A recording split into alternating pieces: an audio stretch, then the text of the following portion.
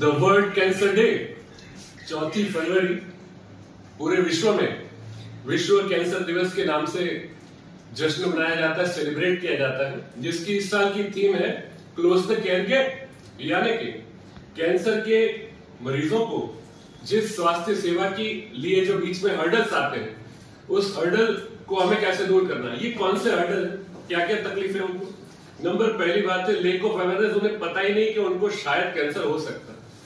Number 2, अगर उनको अंदाजा आ गया कि शायद कैंसर हो सकता है तो हॉस्पिटल कहाँ है। नंबर 3, अगर उनको पता चल गया कि हॉस्पिटल कहाँ है तो वहां का खर्चा बहुत ज्यादा रहता है।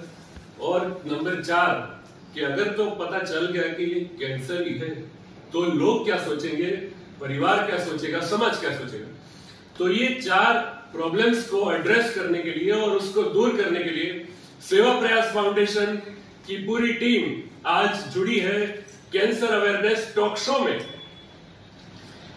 इसी विषय पे जागरूकता लाने के लिए मैं डॉक्टर भाविक खत्री, आपका होस्ट और दोस्त, सेवा प्रयास फाउंडेशन का वाइस प्रेसिडेंट, और मैं आमंत्रित करना चाहूंगा सेवा प्रयास फाउंडेशन की फाउंडर अस्मिता जी और सेवा प्रयास फाउंडेशन के प्रेसिडेंट प्रीति मुंशियाणी मैम को कि मैम आप आए और विषय के संदर्भ में स्वागत अपने शब्द बताएं। Welcome to the first ever talk show on cancer awareness.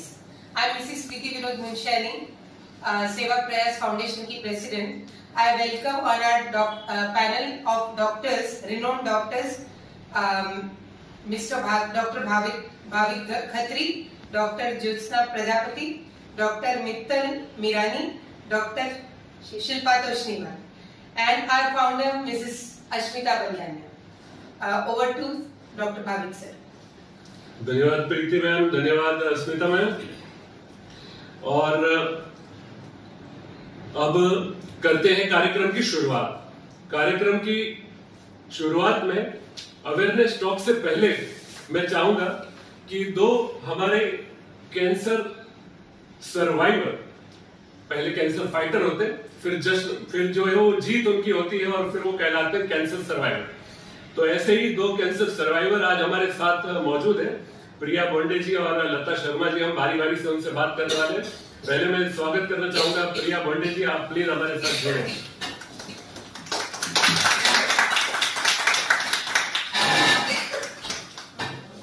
Hello Priya ji, कैसे हैं आप? हेलो, नमस्कार। आप पूरे गांधीधाम में तो फेमस ही है। आज हम आपको अलग तरीके से जोड़ना चाहते थे, वो था कैंसर अवेयरनेस। तो मैं जानना चाहता हूं कि आपको किस तरीके का कैंसर हो रहा था और आपको उसमें शुरू में क्या तकलीफें हुई, कौन से सिम्टम्स आपको हो रहे थे? सर, मुझे सर्वाइकल कैंसर था, लेकिन मुझे कुछ पता नहीं था, क्योंकि मुझे सिम्टम्स में तो ऐसे बोलते कि सर्वाइकल के कोई सिम्टम्स होते ही नहीं है। तो मैं एनजीओ से जुड़ी हुई थी और मैं बहुत एक्टिवली काम कर रही थी, लेकिन मुझे जब भी मतलब कोई भी स्पॉटिंग होता रहता था और इरेगुलर हैवी ब्लीडिंग होता था। तो मैंने ज्योत्सना मैम से भी कंसल्ट किया, सोनोग्राफी भी कराई, चेकअप कराया, तो तभी तो कुछ भी नहीं था मुझे। लेकिन मैंने एक बार पैप स्मीयर कराया, उसमें मुझे डाउटफुल लगा। उसके बाद मुझे बायोप्सी और ये कराया, तब मुझे पता चला कि मुझे सर्वाइकल कैंसर है। और सिटी स्कैन के बाद मुझे पता चला कि my cancer is almost 3 stage cover होके 4th में चला गया है। धन्यवाद। यानी कि बीच में स्पॉटिंग होना और इरेगुलर मेंस्ट्रुअल ब्लीडिंग भी ऑन एंड ऑफ होते रहना, ये 2 सिम्टम्स शायद प्रिया जी को हो रहे थे और उनको ये है कि स्क्रीनिंग में पता चला। यानी कि उन्होंने पैप स्मीयर स्क्रीनिंग कराया तो पता चला कि ये कैंसर। ये बहुत ही अच्छी बात है और ये एक अच्छा मैसेज है कि ये चीज ऐसी है कि जो स्क्रीनिंग में पता चल सकती है। और प्रिया जी, स्क्रीनिंग करवा ली, पैप स्मीयर डिटेक्ट होने लगा, आपने सिटी स्कैन करवा लिया, 3rd स्टेज ये है कि कैंसर सर्विक्स पता चला, तो क्या प्रतिक्रिया थी? उससे पहले मैं जानना चाहूंगा कि आपने ट्रीटमेंट विकल्प कैसे चुना? यानी कैंसर हो गया तो अब आप क्या करेंगी, कहाँ गई थी आप? कैंसर के लिए तो जैसे मेरे इंडोज में बहुत सारे डॉक्टर्स हैं, तो मेरे हस्बैंड ने मुझे उन सबसे कंसल्ट किया। सबसे पहले तो मुझे 24 आवर्स तक मुझे कुछ बताया ही नहीं कि मुझे कैंसर डिटेक्ट हुआ है, क्योंकि वो मेरी हालत से वो डर रहे थे। फिर बाद में 24 घंटे के बाद उन्होंने मुझे बताया और फास्ट डिसाइड किया कि हम लोग अहमदाबाद के लिए निकल जाएंगे, क्योंकि स्टर्लिंग हॉस्पिटल में जैसे मेरी CTRT की जो ट्रीटमेंट होती है chemotherapy, radiation therapy and brachytherapy, वो यहाँ पे अवेलेबल नहीं है। तो हम बस जल्दी 2-4 दिन में ही फटाफट सब फॉर्मेलिटीज करके हम अहमदाबाद के लिए निकल गए और GCRI में मैंने ट्रीटमेंट स्टार्ट की। बहुत बढ़िया। तो ये है कि ये एक और अच्छा मैसेज है कि जब भी आपको कैंसर डिटेक्ट होता है तो आप निराश ना हो, उसको फटाफट एक्शन प्लान में एक्टिवेट करें और जो भी आपकी नजदीकी कैंसर हॉस्पिटल है उसका आप ये कि चयन करें। जानना चाहूंगा प्रिया जी कि जब आपको और आपके परिवार को पता चला तो प्रतिक्रियाएं क्या थी, प्रारंभिक प्रतिक्रिया आपको पता चला तब और परिवार को पता चला? ओह माय गॉड, ये इतना डिफिकल्ट क्वेश्चन ये है। इजी क्वेश्चन है, मैं मालूम है, लेकिन फिर भी हम जानना चाहते हैं। वेरी वेरी डिफिकल्ट, क्योंकि किसी के भी फैमिली में किसी को भी कैंसर होता है ना, तो जब वो डिटेक्ट होता है फैमिली वालों को वो बेयर करना बहुत मुश्किल हो जाता है। मेरे साथ भी यही हुआ और वो भी 3rd स्टेज कंप्लीट हो गया, तो मुझे भी तकलीफ हुई। मेरे हस्बैंड भी वरीड थे और हमारी बहुत न्यूक्लियर छोटी फैमिली है, तो एक फियर और वो तो ऑलवेज रहते हैं कि कैंसर होने के बाद ऑलवेज लोगों को लगता है कि बस खत्म हो गए, पर ऐसा नहीं होता है, कैंसर क्योरेबल भी होता है। Yes, very good. तो जब आप अब कैंसर फाइट करते हुए, कैंसर को जीतते हुए, जब आप सर्वाइवर के रूप में घूम रहे हो, तो आपको कैसा लग रहा है और अब आपके परिवार को कैसा लग रहा है? ये भी बहुत अच्छा क्वेश्चन है कि जब सर्वाइवर हो जाते हैं तो खुद को अच्छा लगता है और ऐसे लगता है कि चलो कैंसर की ये जो हमने जर्नी की उसमें से हम बच गए, कुछ बाय गॉड ग्रेस, किसी की दुआ से, किसी की विशेष से हम लोग बच गए, डॉक्टर के एफर्ट से। और डेफिनेटली मेरा पॉजिटिव जो रिस्पॉन्ड था बॉडी का, वो भी वहाँ के डॉक्टर मुझे अप्रिशिएट करते कि काफी रिस्पॉन्ड अच्छा था और हम बच गए, तो बहुत अच्छा लगा। और मुझे ऐसा लगता है कि जब बचाया है भगवान ने तो किसी मकसद से बचाया है। तो मैं ऑलवेज किसी को मोटिवेट करूं कि ऑलवेज आप अपना कैंसर चेकअप करिए और मेरे जैसे 3rd स्टेज कंप्लीट होने तक राह मत देखिए। वाह प्रिया जी, ये है कि सर्वाइवर बनने के बाद एक जोश जुनून में आई है कि अब वो तो बची है, दूसरों को बचा के छोड़ेंगे, यानी ज्यादा से ज्यादा अवेयरनेस आप फैलाना चाहते हैं। और प्रिया जी, आप दर्शकों को आपके जो भी आपका जो अनुभव था ये कैंसर का, उसके हिसाब से आप दर्शकों को क्या संदेश देना चाहती हैं? मैं ये संदेश देना चाहती हूँ कि कैंसर से डरना नहीं है। कैंसर एक आम बीमारी है और वो भी जैसे सर्वाइकल कैंसर, माउथ कैंसर और ये जो ब्रेस्ट कैंसर है वो काफी हद तक क्यूरेबल होते हैं, उससे डरने की जरूरत नहीं है। हाँ, उसके लिए आपको करना क्या है, जैसे सर्वाइकल कैंसर में ब्लीडिंग हो जाता है, ये जैसे व्हाइट डिस्चार्ज होता है, वो एक सिम्टम्स है, लेकिन वो सिम्टम्स कब है, ऑलरेडी आपको कैंसर हो चुका है। तो अपने को कैंसर से कब बचना है, तो इसके लिए आपको अर्ली डिटेक्शन ही एक बेस्ट वे है। आपको अर्ली डिटेक्शन करना है। 30 to 60 ईयर्स की कोई भी विमन है, उनको ईयरली एक बार पैप्समियर टेस्ट जरूर करना है। उसी में ही आपको पता चलेगा कि आपका कौन सा स्टेज है। और कैंसर से लोग नहीं मरते हैं, डिले डिटेक्शन, डिले ट्रीटमेंट या आधी ट्रीटमेंट को छोड़ दे या हार जाते खुद के मन से, तब वो कैंसर से मरते हैं। Otherwise cancer. धन्यवाद प्रिया जी, ये बहुत अच्छी बात आपने करी। मेरे काफी फ्रेंड्स उनको फिजिशियंस हैं, उनको सर्जन है, यानी कि वो कैंसर की ट्रीटमेंट करते रहते हैं। मैंने उनसे भी बात करी कि भाई क्या तकलीफें आ रही हैं, हम क्यों इतने आराम से उनको नहीं ट्रीट कर पाते या जो भी है। तो उन्होंने बताया कि भारी तकलीफ ये हो रही है कि वो आ ही लेट स्टेज में रहे हैं, कि अगर वो स्टेज 2 या अर्ली स्टेज में आते हैं, स्टेज 1 में है, तो उनका जो है वो इलाज मस्त तरीके से हो सकता है। ना ही इलाज हो सकता है, वो 100% क्योर डिक्लेयर किए जा सकते हैं और उनकी आगे की जिंदगी जो है वो कैंसर फ्री हो जाती है। तो यानी हमें ये सीखना है कि हम कैंसर को जल्द से जल्द कैसे पकड़ें और उससे फिर कैसे बचें। इसके बारे में हमें आगे एक्सपर्ट्स की राय लेनी है। प्रिया जी, आपका बहुत बहुत धन्यवाद। Thank you so much. आपका चाहूंगा, स्वागत करना चाहूंगा अगली कैंसर सर्वाइवर लता शर्मा जी। लता जी कैसी आप? बहुत अच्छी। लता जी ने गांव में कितनी ही महिलाओं को खूबसूरती से नवाजा है और उनका प्रोफेशन कुछ इस प्रकार है। लता जी, आप बहुत अच्छी लग रही हैं। Thank you very much. Lata ji, मैं जानना चाहूंगा कि आप किस कैंसर से तकलीफ में थी, पीड़ित थी और आपको हो क्या रहा था, क्या तकलीफ हो रही थी? सर, मैं ब्रेस्ट कैंसर पेशेंट हूँ और मुझे मतलब ब्रेस्ट के अंदर क्या हो रहा था कि कुछ हल्का सा जैसे उसको दबाते थे तो पानी जैसा आता था। yes. तो पानी जैसा आता था तो मुझे समझती थी कि शायद ये टाइम पीरियड्स वगैरह आने वाला है, इस वजह से ये प्रॉब्लम हो रही हुई थी। तो मैं उसको मतलब इतना ध्यान नहीं दिया मैंने। फिर एक बार अचानक ही मेरे ब्रेस्ट को थोड़ा मतलब मैंने उसका जो बड़ा होते हुए देखा कि ये बड़ा क्यों हो रहा है। पर फिर भी मैंने ऐसे सोचा कि शायद कहीं लग गया होगा मेरे को या कुछ ऐसा प्रॉब्लम होगा, तो इस वजह से शायद ये बड़ा हो रहा है। तो ऐसे करते करते मैंने काफी टाइम गुजार दिया। फिर एक दिन अचानक ही मुझे काफी दर्द हुआ मेरे लेफ्ट ब्रेस्ट में। तो मैं जिग्नेश मेहता डॉक्टर के पास गई, उनको बताया मैंने जाकर के कि देखिए मेरे को ये क्या प्रॉब्लम है। तो उन्होंने बोला इसमें छोटी सी गांठ है। तो वो आज से कुछ 12-13 साल पहले की बात है। तो उन्होंने क्या करा, वो गांठ को निकाल दिया। गांठ को निकाल दिया, मैं ओके थी। फिर 12-13 साल में बहुत अच्छी तरीके से, मुझे कोई प्रॉब्लम नहीं था। फिर अचानक से मैंने देखा कि मेरा ब्रेस्ट इतना बड़ा हो गया, मतलब साइज यही था, इतना बड़ा ब्रेस्ट हो गया, पूरा रेड हो रहा है। मैं हाथ लगाती थी तो गरम गरम लगता था मेरे को काफी। तो कुछ समझ में नहीं आ रहा था मेरे को, पूरा मेरा जो निप्पल था वो निप्पल अंदर चला गया था। तो मैंने सोचा कि ये क्या प्रॉब्लम है क्या नहीं है, कुछ समझ में नहीं आया। फिर ऐसे ही 1-2 जन से पूछा तो बोले शायद कुछ लग गया होगा, उसकी सूजन हुई थी। तो ये मैंने मतलब महसूस किया था अपनी बॉडी के अंदर। बहुत बढ़िया। 2 चीजें इसमें आई हैं। नंबर 1 आया है कि अगर कैंसर की शुरुआत हो तो क्या क्या सिम्टम्स हो सकते हैं।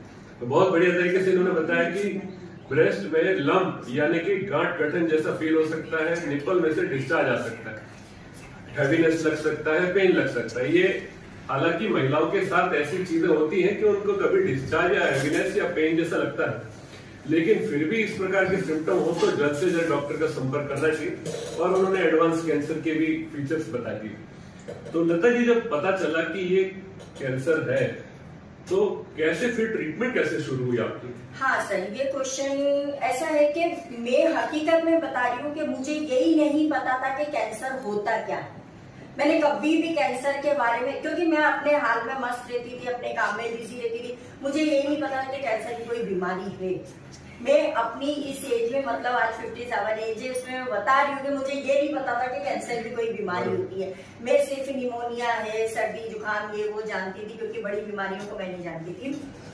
तो उसमें फिर क्या हुआ कि जैसे ही मेरे को ये ब्रेस्ट मेरा बड़ा दिखने लगा, फिर उसके बाद में मैंने एक दिन आईने में ऐसे पूरा हमको ब्रेस्ट को ऐसे दबा के मैंने चेक किया, तो वो भारी लग रहा है अंदर से, मतलब वापस वो निप्पल की जगह से हल्का हल्का येलो येलो मेरे को डिस्चार्ज हो रहा था। फिर मैंने चेक किया तो मेरे ब्रेस्ट में नीचे जैसे संतरे के ऊपर कैसे छेद होते हैं, वो पूरे मुझे छेद दिखाई दिए पूरी ब्रेस्ट के ऊपर। अच्छा, रेडनेस तो था ही उसके ऊपर, ब्रेस्ट पे दिखाई दी। तो मैंने सोचा कि अभी इसको क्या करा जाए। और उस समय था 2020 के अंदर अपना कोरोना चल रहा था, तो कोरोना की वजह से मुझे कोई डॉक्टर भी नहीं मिल रहे थे। अब मैं क्या करूं? फिर मैं वापस जिग्नेश मेहता के पास गई, क्योंकि मेरे लिए एक ही डॉक्टर थे शायद वो। तो मैं जिग्नेश मेहता के पास गई, उनको मैंने दिखाया। दिखाने के बाद में उन्होंने सारी रिपोर्टें करवाई, सब रिपोर्ट मैंने करवाई। रिपोर्ट करवाने के बाद में जब जिग्नेश मेहता को मैं रिपोर्ट दिखाने जा रही हूँ तो वो मुझे मिल नहीं रहे, क्योंकि कोरोना टाइम में उनके यहाँ कुछ प्रॉब्लम था। तो 15 दिन मेरे ऐसे ही निकल गए। 15 दिन में मेरा और कैंसर बढ़ता चला गया। अब क्या हुआ कि जब मेरे को डॉक्टर मिले, उनको रिपोर्ट दिखाई, रिपोर्ट दिखाते ही उन्होंने तो मेरे को एकदम ऐसे देखने लगे, बोले अरे आपने तो कितना लंबा टाइम निकाल दिया। तो बोला किस चीज के लिए? आप मुझे नहीं मिले। मैंने कहा लंबा टाइम में तो रोज आ रही थी हॉस्पिटल। फिर उसके बाद उन्होंने मेरे को बोला कि आप एक काम करिए, अपनी फैमिली में से किसी को बुलाइए, हम उनको बताएंगे। बोला आप मुझे बताइए कि क्या मतलब प्रॉब्लम है। तो बोले कि नहीं, आपकी फैमिली में से आपकी बेटी हो, हस्बैंड हो, उनको बुलाइए। तो मैंने बोला कि एकदम से अचानक ही मैंने बोला उनको कि मुझे ब्रेस्ट कैंसर है। तो उन्होंने बोल दिया हाँ ब्रेस्ट कैंसर है, और वो भी लास्ट स्टेज है, प्लस डेंजर जोन में है और अंदर फट चुका है। मुझे ये बताया, एक सेकंड के लिए मैं बहुत नर्वस हो गई, थोड़ा सा मेरे आंखों से आंसू आए। फिर मैंने अपने आप को खड़ा किया, बोला ओके कोई बात नहीं, मैं हस्बैंड को लेके शाम को आती हूँ। फिर हम लोग गए, उन्होंने फिर वो खर्चे बताए, जो खर्चे बताए तो उससे मैं थोड़ी नर्वस हो गई। कि इतना लंबा खर्चा मैं कैसे कर पाऊंगी, क्या कर पाऊंगी। फिर हम लोगों ने क्या करा कि दूसरे डॉक्टरों से सलाह ली। फिर दूसरे डॉक्टरों से सलाह लेकर के हम लोग स्टर्लिंग हॉस्पिटल में गए। स्टर्लिंग हॉस्पिटल में वापस से मेरा ट्रीटमेंट चालू हुआ। मेरी बायोप्सी हुई, मेमोग्राफी हुई, सोनोग्राफी हुई, सारा मेरा ये करा। तब उन्होंने बताया कि ये आज शाम तक या कल तक ही हमको रिमूव करना पड़ेगा, क्योंकि ये फट चुका है, बॉडी में फैल रहा है। मतलब उन्होंने जब बताया तो मैंने सोचा कि ब्रेस्ट से पूरी बॉडी में कैंसर कैसे फैल सकता है। मैंने ये भी क्वेश्चन करा तो बोले हो सकता है, किसी किसी की बॉडी ऐसी होती है। तो उस तरीके से बस फिर मेरा लेफ्ट साइड का रिमूव करा गया। कीमोथेरेपी हुई, कीमोथेरेपी होकर के टारगेट थेरेपी हुई, फिर उसके बाद में रेडिएशन हुए। मैं 2022 में मैंने बहुत सारे मतलब खिताब भी जीते और एक नाम लिया, ये सब हो गया। वाह, तो जानने लायक स्टोरी रही लता जी आपकी। और अंत में मैं आपसे पूछना चाहूंगा कि आप अपने ये पूरे ही जो अनुभव है उससे आप हमारे दर्शकों को क्या संदेश देना चाहती हैं कि अगर इस तरीके का कोई वाक्य होता है तो उनको क्या करना है? यस, बहुत अच्छा क्वेश्चन है। मैं दर्शकों को यही बोलना चाहती हूँ कि आज देखो, मैं मतलब एक कैंसर को लेकर के और बहुत अच्छी तरीके से अपनी जिंदगी जी रही हूँ। और मेरे राइट साइड में भी कैंसर आ चुका है। राइट साइड का भी मेरा ब्रेस्ट रिमूव किया गया है, प्लस मेरी गर्दन के इधर भी रिमूव किया गया है। और मेरा मतलब यहाँ से भी गांठें निकाली गई, ब्रेस्ट रिमूव कर गया। उसके बावजूद भी मैं बहुत अपनी अच्छी जिंदगी जी रही हूँ, क्योंकि मैं पॉजिटिव रह करके और उसके बाद में अपने आप को मतलब इतना एक्टिव रखती हूँ कि मैंने ये सोचा ही नहीं कि मेरी बॉडी में कोई बीमारी है। तो मैं सिर्फ यही कहना चाहती हूँ, हो सुन के तेरी पुकार, संग चलने को तेरे को ही होना है तैयार। हिम्मत ना हार, चल चला चल, अकेला चल चला चल। तो हमको हमारी बीमारी को अपने साथ लेकर के ही चलना है और अपने साथ ही उसको हमारी जिंदगी से बाहर निकालना है। और आज सर मैं आपको एक बात और बताना चाहती हूँ। अभी 29 तारीख को मैं पैट स्कैन करवा के आई हूँ। पैट स्कैन की कल रिपोर्ट डॉक्टर ने देखी है और रिपोर्ट देखने के बाद में उन्होंने ये बताया है कि मेरी बॉडी से कैंसर बिल्कुल खत्म हो गया। धन्यवाद लता जी, मुबारक हो, नई जिंदगी मुबारक हो। और लता जी ने क्लियर कट मैसेज जो हमें दिया है कि मन से नहीं हारना। कैंसर एक नॉर्मल बीमारी जैसे दूसरी बीमारियां होती हैं, उसका इलाज करेंगे, जीत के दिखाएंगे। धन्यवाद लता जी। और वक्त हो चुका है एक्सपर्ट से कैंसर के बारे में कुछ जानने का। तो सबसे पहले मैं आमंत्रित करना चाहूंगा शिल्पा जी को। Shilpa Toshniwal ma'am, welcome. Ma'am, ये हमने कैंसर सर्विक्स यानी बच्चेदानी के मुख के कैंसर के बारे में बात सुनी, हमने कैंसर ब्रेस्ट यानी कि स्तन के कैंसर के बारे में बात सुनी। कौन कौन से कैंसर इंडियन पॉपुलेशन में आजकल ज्यादा हो रहे हैं? Thank you doctor Bhavik. Cancer नाम से ही डर और भय इतना ज्यादा जुड़ा हुआ है। कैंसर यानी जीवन का अंत, ये एक जनरल धारणा है सबके मन में। सबसे पहले तो मैं यही बोलना चाहूंगी कि हमें ये अवेयरनेस फैलानी है कि कैंसर यानी जीवन का अंत नहीं है। जैसा कि अभी हमने सुना हमारे दोनों कैंसर सर्वाइवर्स से, अगर सही समय पे डायग्नोस हो, उसका इलाज हो और आप एक पॉजिटिव एटीट्यूड रखें तो आप अवश्य ही कैंसर को हरा सकते हैं। अब बात करें तो कैंसर के केसेस अवश्य आजकल बहुत बढ़ रहे हैं।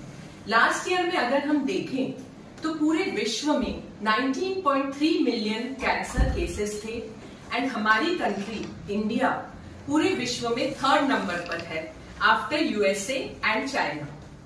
इंडिया में अगर हम बात करें तो जो कॉमन कैंसर्स हैं फीमेल्स में, महिलाओं में कॉमन है cervical and breast cancer. Males में जो कैंसर कॉमन है वो है oral cancer, lung cancer, prostate cancer and also colorectal cancer, यानी जो हमारे डाइजेस्टिव सिस्टम का कैंसर है वो भी मेल फीमेल दोनों में होता है। अब ये जानना जरूरी है कि हर कैंसर की कॉमन लक्षण कौन से होते हैं। तो ब्रेस्ट कैंसर की अगर मैं बात करूं तो ब्रेस्ट कैंसर में लम्प इन द ब्रेस्ट, यानी आपको ब्रेस्ट में कोई गठान महसूस हो रही है, पेन हो रहा है ब्रेस्ट में, निप्पल में से डिस्चार्ज हो रहा है, इवन ब्लड का भी डिस्चार्ज होता है इन ब्रेस्ट कैंसर। एंड जैसा कि लता जी ने बताया, ब्रेस्ट का शेप, निप्पल का शेप, ब्रेस्ट का टेक्सचर वो चेंज होता है। तो ये कॉमन लक्षण है ब्रेस्ट कैंसर की।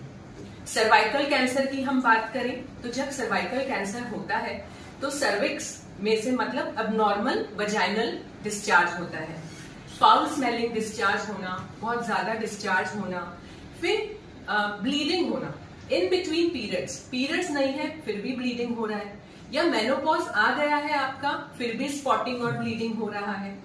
तो ये कॉमन लक्षण होते हैं सर्वाइकल कैंसर के। अब जैसे मैंने बोला, oral cancer is also very common in our country. Oral cancer में क्या होता है, मुंह में या लिप्स पे छाले हो जाते हैं, अल्सर्स हो जाते हैं जो हील नहीं हो रहे हैं। अगर कोई भी ऐसा अल्सर है जो आपको लंबे समय से रह रहा है, हील नहीं हो रहा है, या मुंह में कोई गठान है जो बहुत टाइम से चल रही है, दवाइयों से ठीक नहीं हो रही है, तो प्लीज लाइटली मत लीजिए, अपने ENT डॉक्टर को कंसल्ट करिए। इवन कुछ आप खा रहे हैं तो खाने में आपको डिफिकल्टी हो रही है, स्वेलो करने में डिफिकल्टी हो रही है, तो भी अपने इस सिम्टम को बिल्कुल नेग्लेक्ट नहीं करना चाहिए। उसके बाद प्रोस्टेट कैंसर जो कि सिर्फ मेल्स में होता है, उसमें क्या कंप्लेंट्स होती हैं, सिम्टम्स होते हैं कि जब यूरिन कर रहे हैं तब डिफिकल्टी हो रही है, ब्लॉक मतलब यूरिन का फ्लो धीरे हो रहा है, या दर्द हो रहा है यूरिन करने में, कभी कभी ब्लड भी निकलता है यूरिन में, एंड इवन सीमेन में ब्लड निकलता है। ऐसा कोई भी लक्षण हो तो अपने सर्जन को कंसल्ट करके जो भी रिक्वायर्ड टेस्ट है वो करवाने चाहिए।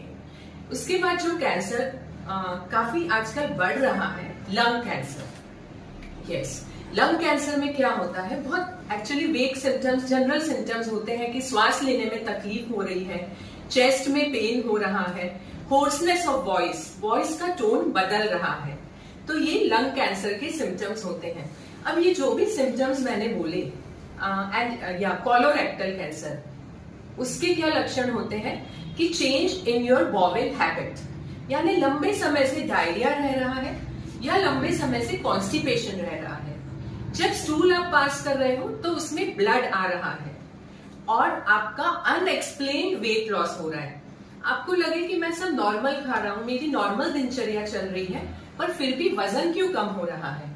अगर ऐसे कोई भी लक्षण हो तो अवश्य डॉक्टर को आप कंसल्ट करें। अगर इनमें से कोई लक्षण है तो डरना या घबराना नहीं है कि मुझे कैंसर हो गया, ये और भी बीमारियों में हो सकते हैं, बट यस, इन लक्षणों को आपको नेग्लेक्ट नहीं करना है। डॉक्टर को कंसल्ट करें, जो भी जरूरी टेस्ट है वो कराएं, एंड सपोज अगर कैंसर डायग्नोस होता भी है तो भी घबराइए नहीं, प्रॉपर इलाज कराइए। प्रॉपर इलाज, सही टाइम पे इलाज और अपने दृढ़ विश्वास अगर आप रखें तो आप अवश्य ही कैंसर पे विजय पा सकते हैं। Thank you very much Shilpa ji, बहुत बढ़िया मैडम, आपने डिस्क्राइब किया कि इंडिया में कौन कौन से कैंसर ज्यादा है और उनके लक्षण क्या है।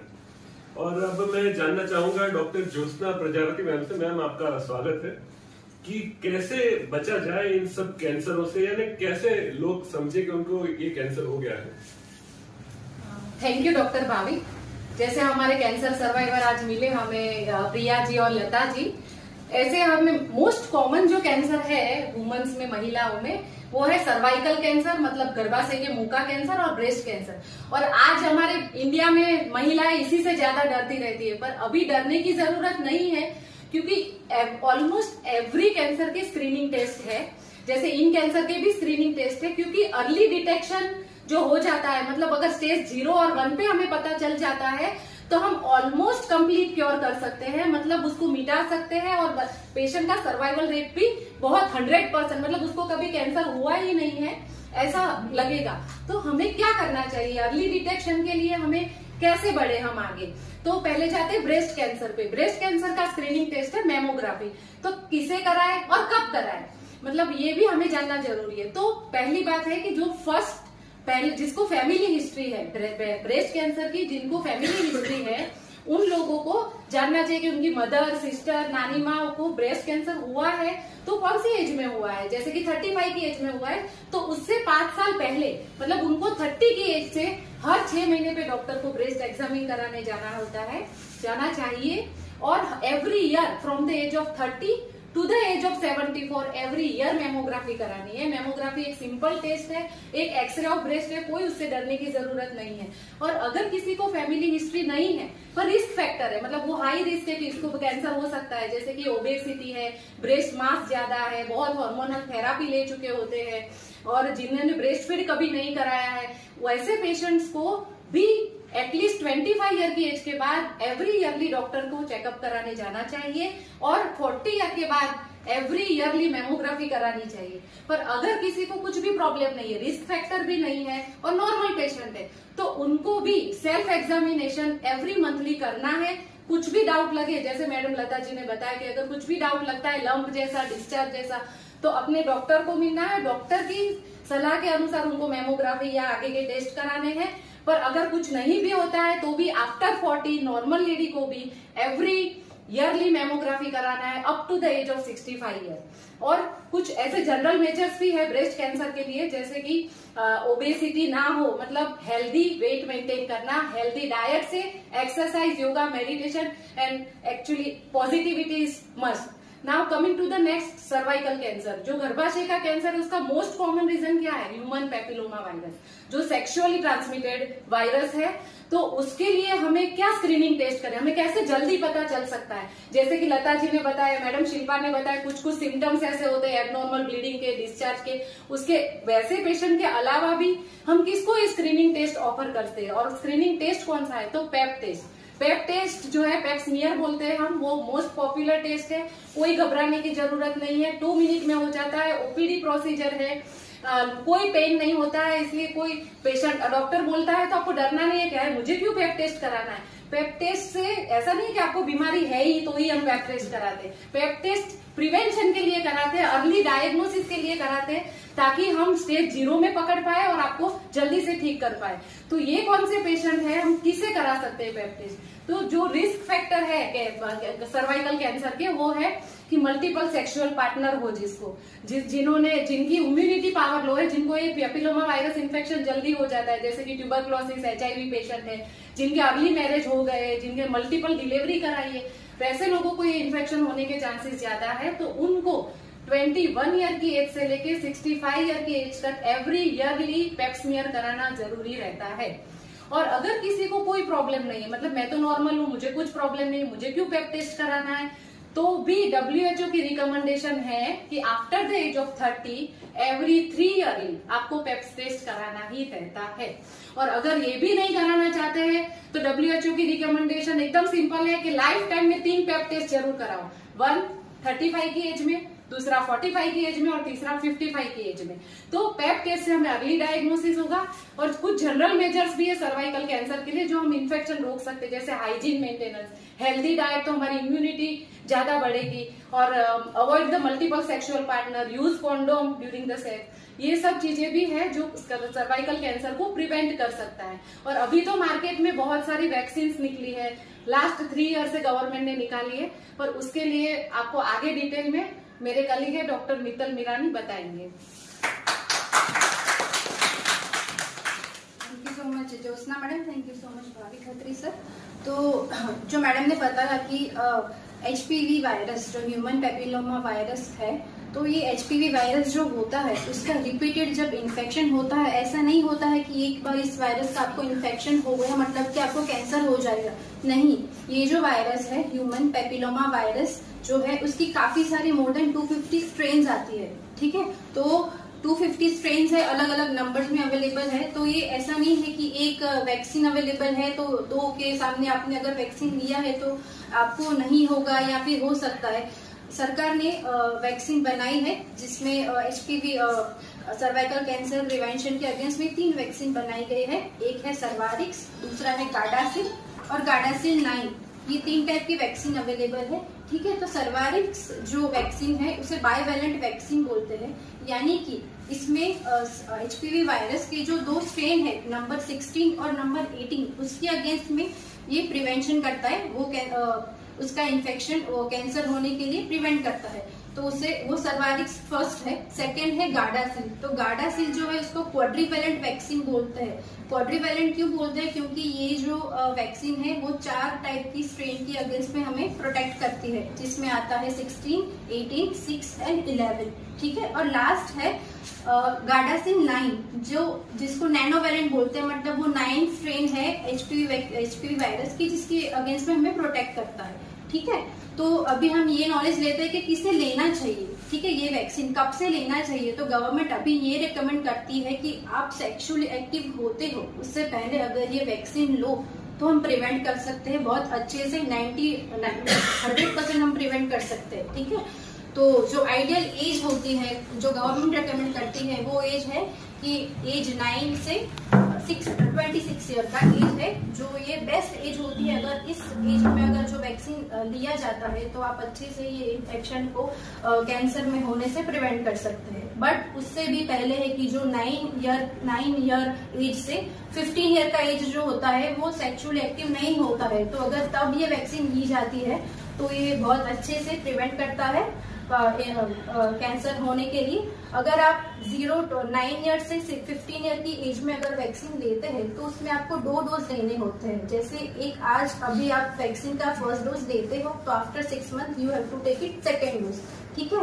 अगर आप आफ्टर 15 ईयर ऑफ एज से 26 ईयर एज में अगर लेते हो तो उसके बाद में आपको 3 डोज में लेना पड़ता है। जैसे फर्स्ट डोज दिया है उसके 2 महीने बाद लेना होता है दूसरा डोज, और उसके 6 महीने बाद में लेना होता है तीसरा डोज, ऐसा होता है, ठीक है। अभी एज ग्रुप जो 26 से 45 ईयर के एज में है, मतलब तो वो तो सेक्सुअली एक्टिव एज है ऑलरेडी, तो क्या आपको लेना चाहिए? तो हाँ, गवर्नमेंट रेकमेंड करती है कि आपको HPV वैक्सीन तो लेना ही चाहिए, ठीक है। पर ये है कि उसका जो रिजल्ट होता है वो ऐसा नहीं है कि 100% प्रिवेंट कर पाता है। और आफ्टर द एज ऑफ 45 जो एज है तो क्या उसमें लेना चाहिए? तो ये रेकमेंडेड नहीं है कि आफ्टर द एज ऑफ 45 आपको HPV, क्योंकि ऑलरेडी HPV वायरस समहाउ आपको अफेक्ट कर चुका होता है, तो वो इतना अच्छे से प्रिवेंट नहीं कर पाता है, ठीक है। HPV वैक्सीन जो होती है, ठीक है, तो वो उसका ड्यूरेशन, मतलब डोज का साइट कौन सा होता है, तो उसको आप इंट्रामस्कुलर इंजेक्शन है ये, तो आपको अपर आउटर पार्ट ऑफ आर्म में ले सकते हैं, या तो फिर आप अपर आउटर पार्ट ऑफ थाई में ले सकते हैं। Thank you. तो इन्फॉर्मेशन मैम, मैं बता दूं कि जो HPV वैक्सीन है उसकी कॉस्ट क्या है। तो बहुत खुशी की बात है कि इंडियन गवर्नमेंट के इनिशिएटिव से HPV वायरस के अगेंस्ट, यानी कि ऐसी वैक्सीन जो हमें कैंसर से बचा सकती है, उसकी कॉस्ट केवल 2000 रुपए। कोई भी आम आदमी 2000 रुपए की वैक्सीन ले सकता है। उसको अपने 2 या 3 डोज, जैसे मैडम ने रेकमेंड किया, वो पूरे करने हैं। और जो गार्डासिल 9 है वो थोड़ी कॉस्टली है, लेकिन मैं इसे एक हेल्दी इन्वेस्टमेंट मानता हूँ कि अगर आप अपनी लड़की यानी कि अपनी बेटी के जीवन में खुशी देखना चाहते हैं, वो चाहते हैं कि उन्हें कम से कम ऐसी कैंसर की बीमारी ना हो जो कि आप उन्हें गिफ्ट में दे सकते हैं, बाकी तो शायद आप ना दे पाए, लेकिन अगर आप ये खुशी देना चाहते हैं कि उसको वो कैंसर से बची रहे, तो उन्हें HPV वैक्सीन जरूर दिलाएं। और एक और कैंसर प्रिवेंटेबल रहता है, यानी कि वैक्सीन से प्रिवेंटेबल कैंसर है, वो है हेपेटोसेल्युलर कार्सिनोमा। तो अगर आप HBA से ही वैक्सीन लेते हैं तो आप हेपेटोसेल्युलर कार्सिनोमा से भी बचे हुए रहते हैं। तो धन्यवाद ज्योत्सना मैम, धन्यवाद मित्र मैम। ज्योत्सना मैम कुछ कहना चाहती हैं? ये जो वैक्सीन है वो खाली लड़कियों को नहीं देनी है, गवर्नमेंट ने ये डिसाइड किया है कि वो लड़कों को भी देनी है, क्योंकि वो सेक्सुअली ट्रांसमिटेड डिजीज है, इसलिए HPV लड़कों को भी नहीं होना चाहिए। इसलिए उन्होंने शेड्यूल में कर दिया है कि 9 ईयर के बाद 2 डोज में लड़का और लड़की, और नॉर्मल वैक्सीन शेड्यूल में उनको डाल दिया है। तो प्लीज अपने बच्चों को, लड़का या लड़की हो, दोनों को ये वैक्सीन दिलवाओ। मैम, और अंत में मैं बुलाना चाहूंगा सेवा प्रयास फाउंडेशन की सेक्रेटरी पूजा ठक्कर जी को कि आप आभार दर्शन के लिए आ गए। अस्मिता जी, आप भी साथ में रहे। Hello everyone, I am Pooja Thakkar, secretary of Seva Prayas foundation. मैं यहाँ पे मौजूद जो हमारे प्रिया जी बोंडे, लता जी शर्मा, उनका धन्यवाद करना चाहूँगी कि हमें इस कैंसर जैसी बीमारी के लिए अवेयर किया। मैं स्पेशली थैंक्स बोलना चाहूँगी doctor Bhavik sir, Shilpa ma'am, Joshna ma'am और मित्तल मैम का भी। मैं सेवा प्रयास की पूरी फैमिली की तरफ से आप सब व्यूअर्स को भी थैंक यू बोलना चाहूंगी कि हमारे छोटे से प्रयास को आपने इतना सक्सेसफुली रिस्पॉन्ड किया। Thank you all of.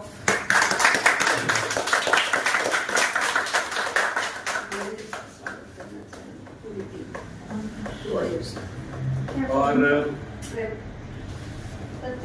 दोनों ही कैंसर सर्वाइवर आगे आए। सेवा प्रयास फाउंडेशन आपकी जीत को सेलिब्रेट करना चाहती है। आइए आपकी जीत का जश्न मनाएं। सम्मानित करते हैं आपको एक छोटे से बुके से। अस्मिता जी आप हैंड ओवर करें। कृति मैम आप जुड़े साथ में, पूजा मैम आप भी जुड़े। थोड़ा पास में आ जाइए।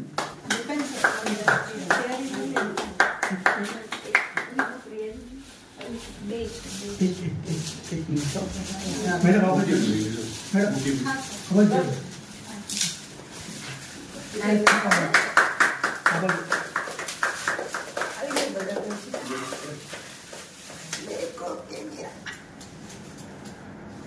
फोटो क्लिक करो। હું તો વિડિયો છે फोटो मत क्यों ओके धन्यवाद। Thank you so much.